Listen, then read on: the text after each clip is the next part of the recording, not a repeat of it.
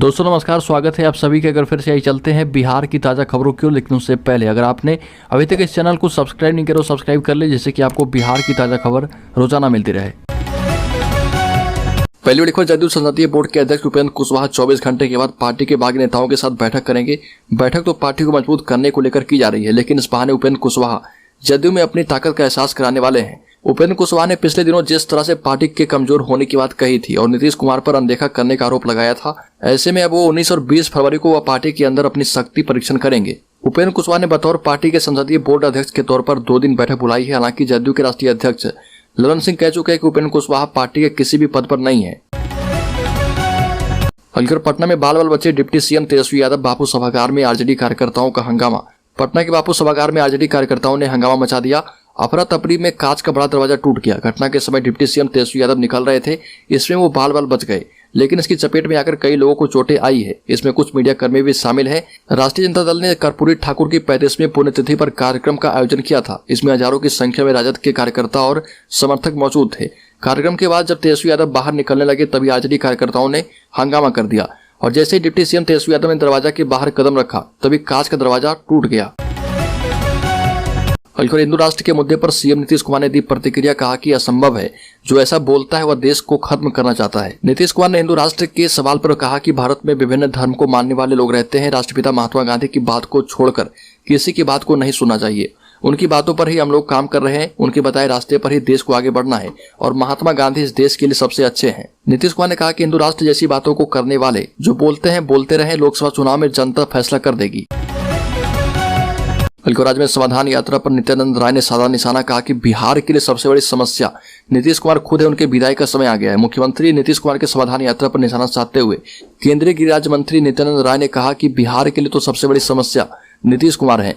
केंद्रीय गृह राज्य मंत्री नित्यानंद राय ने कहा कि मुख्यमंत्री जी को अब आम लोगों से मिलने में डर लगता है, इसी वजह से एक बड़ी घेरा बनाकर क्षेत्र में जाते हैं और खाना पूर्ति कर वापस चले आते हैं।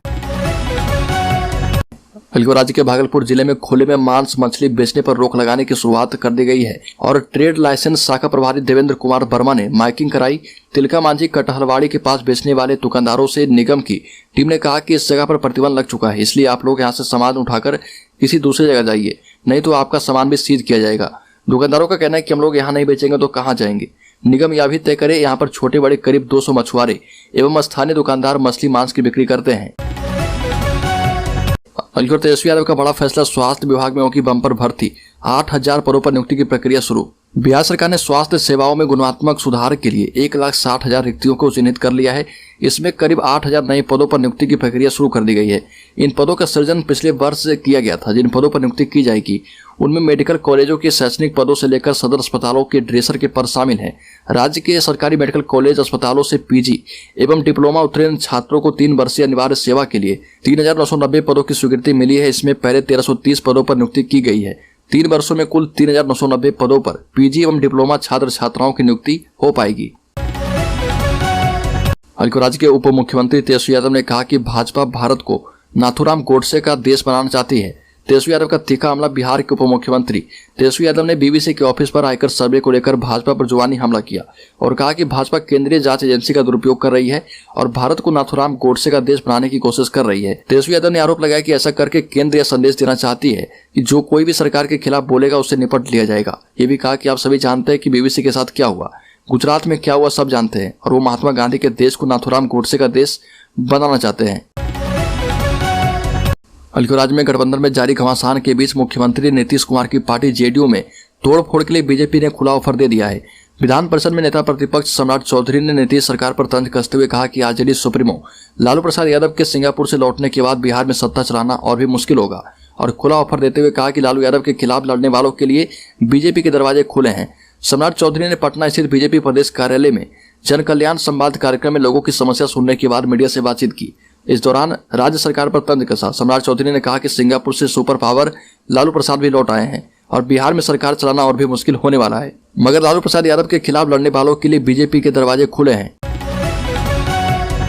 तेजस्वी यादव ने कहा कि 2024 चुनाव बड़ी चुनौती है, बिहार ही बीजेपी को दिल्ली के गद्दी से हटाएगा। बिहार के डिप्टी सीएम तेजस्वी यादव ने कहा कि 2024 का लोकसभा चुनाव आरजेडी और गठबंधन के लिए बड़ी चुनौती है। दावा किया कि बिहार ही बीजेपी को दिल्ली की गद्दी से उखाड़ फेंकेगा।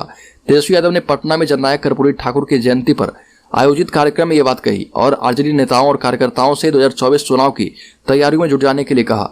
डिप्टी सीएम तेजस्वी यादव ने कहा कि वह हर हाल में बीजेपी को 2024 में जीतने से रोकेंगे और इसके लिए सभी समाजवादियों को एकजुट होने की आवश्यकता है।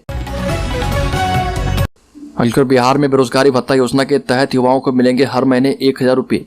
बिहार की राज्य सरकार बेरोजगारों के लिए कई स्कीम चलाती है, जिसमें से एक बेरोजगारी भत्ता योजना है।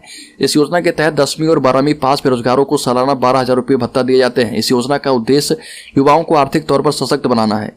इस योजना का लाभ तब तक मिलता है जब तक कि उनका नौकरी नहीं लग जाता। खास बात यह है कि ग्रेजुएशन और पोस्ट ग्रेजुएशन कर चुके बेरोजगार भी इसका लाभ उठा सकते हैं। हालांकि इस योजना का लाभ केवल उन्हीं युवाओं को मिलेगा जिनके परिवार की सालाना आय 3 लाख से कम है। इसके अलावा आवेदनकर्ता की उम्र 21 साल से लेकर 35 साल के बीच होनी चाहिए। बिहार में 6,379 जूनियर इंजीनियर बहाली लटक गई है। पटना हाईकोर्ट ने जूनियर इंजीनियर बहाली के लिए निर्धारित नियमों को चुनौती देने वाली 8 याचिकाओं पर एक साथ सुनवाई की। बहाली नियम के बारे में राज्य सरकार की ओर से हलफनामा दायर कर कोर्ट को बताया गया कि सरकार ने बहाली विज्ञापन को वापस ले लिया है। नए नियम बनाकर फिर से विज्ञापन निकाला जाएगा।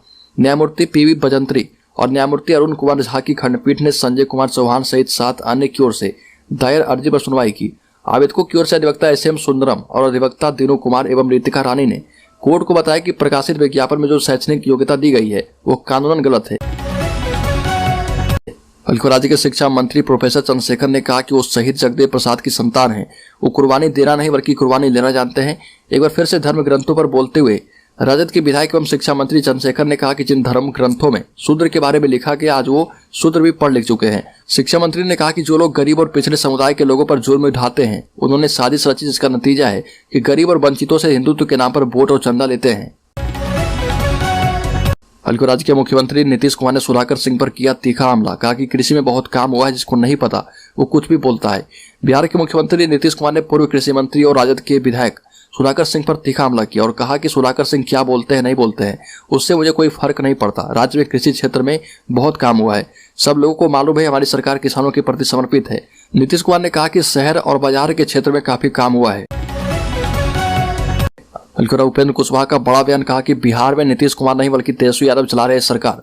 राज्य मंत्रिमंडल के विस्तार सहित अन्य मुद्दे पर मुख्यमंत्री नीतीश कुमार के स्तर पर इन दिनों लगातार दिए गए बयानों से लगता है कि वर्तमान समय में नीतीश उप मुख्यमंत्री बनकर रह गए हैं। सही मायने में मुख्यमंत्री का कार्य उप मुख्यमंत्री तेजस्वी यादव कर रहे।